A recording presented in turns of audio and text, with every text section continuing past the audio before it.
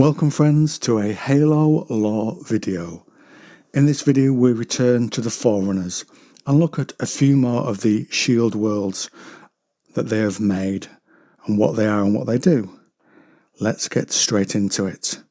The first one we'll look at in this video is Bastion. Now this shield world is hidden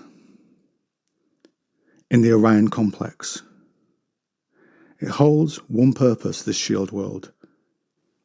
It has been singled out by the librarian, singled out to achieve her greatest task.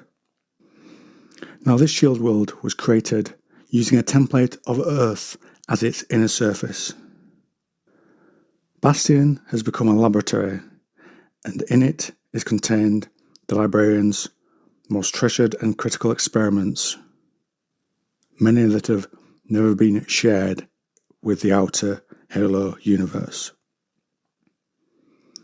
The highest ranking of these is the ship Eden. It was made as a successor to the Audacity, and it was made within Bastion's nursery. It was made to carry out a mission of atonement and restoration for one of the greatest sins the Forerunners ever committed, the destruction of their own makers. And this is achieved with the help of a human called Rion Forge and a construct called Spark.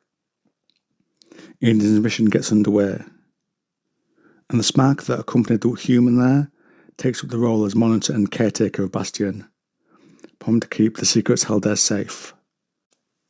Now the ultimate idea of what was being trained to achieve on Bastion is that the starship Eden would be loaded up with precursor seeds, and that these will be carried to a world outside of the Milky Way, so that there they can be planted and grow and escape the reach of the flood. What is seeded there will then grow and rebirth the precursor race. They will be free from the genetic memory and be able to create a new civilization with a clean slate. The precursors, for those that don't know, were an advanced race around before the Forerunners, who had mostly disappeared apart from their technology by the time the Forerunners rose to power.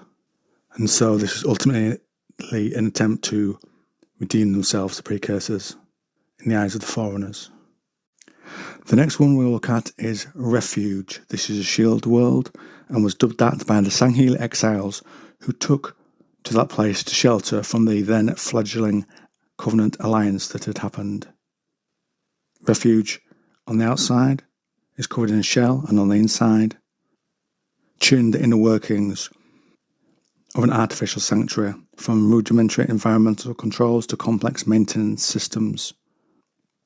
It was one of the last shield world designs produced by the builders, and it had many experimental abilities put there to ensure the safety of those inside it. Now one of these was a protocol, a preservation protocol. Now on the surface this looked like a self-destruct, but instead it disassembled the shield world into separate but still functioning sections. Now this proved to be a good quality, because in the face of a Covenant Inquisition fleet, the installation's monitor, dubbed Enduring Bias, activated this system to make sure that the Sangheili within was safe. And this would happen until centuries later, when the Covenant's own death provided an opportunity for those who had lived inside for so long to return to their homeworld of Sanghelios and start again without the influence of the Covenant. Next we look to a one that's named X50. It's only a short section, so I'm just going to read it directly from the Halo Encyclopedia. Reformers are satellite world constructs built to aid in the creation and collection of raw materials on a planetary scale. Created around a Reformation core, orbital reformers like X50 are designed to break down planetary bodies or installations to core components and reform them into any number of different structures, based on desired input and active design seeds. They are astonishing technological marvels. They have no contemporary equal. The next and second to last of the ones that we'll look at is called The Line.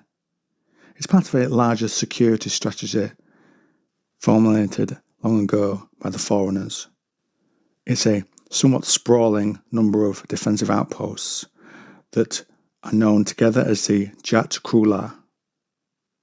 These were hidden installations, but were placed in certain places to form a spherical defence perimeter that was called the Line. Now, in terms of the defence, they had powerful interdiction pylons that could target and fire even into the seething folds of slip space.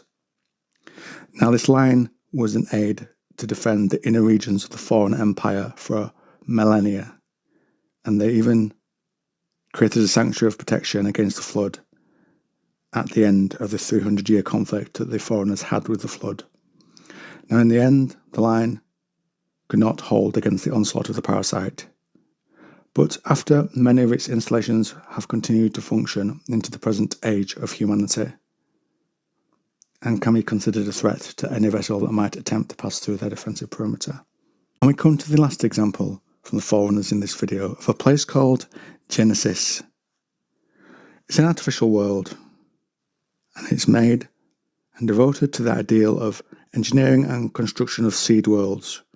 It draws on raw materials that are taken directly from natural satellites in orbit around the installation that have been placed there.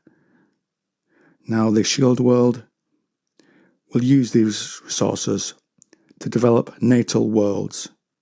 Many of these serve as a reservoir of life where things haven't been destroyed in a galaxy that has been stripped of diversity by the unstoppable Flood. Now, these natal worlds were populated with flora and fauna sourced from the Genesis's own planet's surface. Now, beneath that surface, Genesis held a secret, like many of these Shield worlds. Its interior was designed to house and protect a gateway facility, one that interfaced with an information repository known as the Domain. It was overseen by Monitor 031 Exuberant Witness. Now, in the larger knowledge of the Forerunner Empire, the full capabilities of Genesis were not known, and despite a number of recent conflicts, Genesis is again untouched by outside presences, and its surface surges with life as it continues in the task, long after the Forerunners themselves have fallen. And that, friends, is where I will end today's video.